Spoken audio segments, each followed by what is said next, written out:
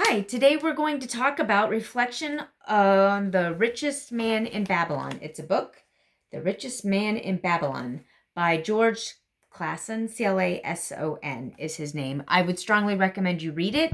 It's only a few hours long as an audiobook, but if you can't, I'm going to summarize a few key points that I took from it that I want to share with you today. First of all, this is exactly what I did to go from being financially destitute to becoming successful. So this is something that we can do at any level. One of the first things he talks about is saving money and paying yourself first. Now, when I hear that on the surface, it seems completely undoable because usually the way people come up, like they did in this book, 10%. You may not be able to today, in this moment, as soon as you stop this video, do 10%. But could you take your pocket change? Do you have a drawer where you have coins or dollar bills? Do you have a bank account that you could transfer $1, $2, $5 out of into your savings? That's what I mean by something doable immediately. Find something that you can do. Number two, I've noticed that once I start developing successful habits and I start to see the success, I back off. What this book inspired me again is to remember that instead of stopping, I need to switch. I need to switch from that immediate kind of diet mentality when it comes to finances. I needed to move to something that I can ongoing, a lifestyle change. So like in my health and in my diet, I have changed to, I love salads. So this is not a hard thing for me to do, but to eat more salads, but eat my salads first. And carbohydrates, I don't really like very much. I'm blessed. And so I don't eat a lot of those, but I need to watch how much protein I eat because I tend to eat too much protein and it causes other issues for me. You may have the same thing in your finances. You may have certain areas where you overbuy, but then you underbuy in other areas. You guys have heard my funny mustard story before where we realized I had like 12 bottles of mustard, but we were out of something ridiculous like milk.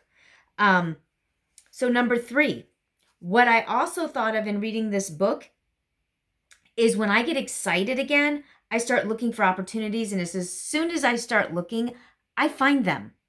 Whatever you're looking for, you will find. This is a real life lesson.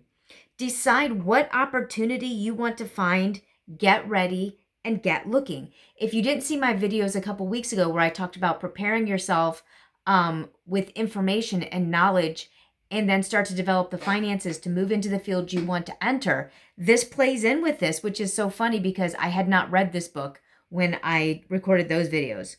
So decide what opportunity you want to find. Start learning. I once heard a television preacher, I think it was Joyce Meyer, talk about if you want a Sunday, you will find a way to get a Sunday. You will think about a Sunday. Your mind will focus on Sundays, and eventually you'll find yourself going to buy a Sunday. It's the same thing with this. If you want to be financially independent and successful, you will become focused on that and put the other things aside. I found just in the last, when did my husband and I read it? I read it 10 days ago and asked my husband to read it as well so we could discuss it over the weekend. And so a week ago, today, as I'm recording, is a Monday. And so it was a week ago today that he and I both listened to it together in the car. He had listened to it, I listened to it. We were doing a long drive. We had sheared our sheep of wool and we were driving about 2.5 hours away to take the wool to be processed. And then we had to drive back and we got caught in traffic, long story. But we listened to it on the way up and part of the way back. And then the rest of the way back, we discussed the book.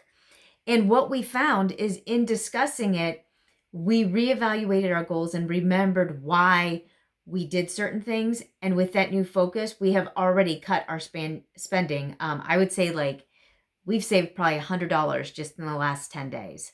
No, 7 days because it's only been a week. I forgot it wasn't that weekend before. So as you get focused on those things, you start to be motivated to meet those goals. That's why people put pictures in front of themselves when they want to do something. So my reflection on the richest man in Babylon is, first of all, realize it is doable. Second of all, find something you can do immediately.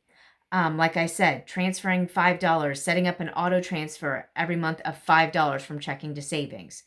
If you can do more, great. And I'll be talking in another video about progression and how to build that up. but transfer some things over.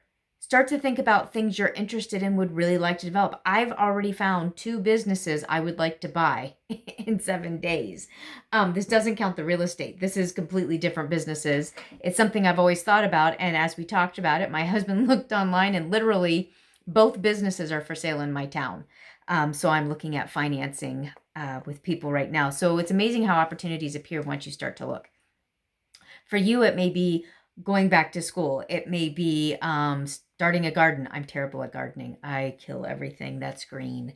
But whatever it is, start to make movement in that direction. Take the change out of your pockets and put it in a coffee can. On my video where I'm going to talk about how we saved up money and building a buffer, which I think I'll put up tomorrow. I'll be talking a little bit more about that. So I'll save that for tomorrow. I'd love to hear some of the things, especially if you've read this book. I'd love to hear you talk about it in the comments, but even if not, some things that you've done to help you to get motivated and pursue your goals. And I will see you in the next video. Bye.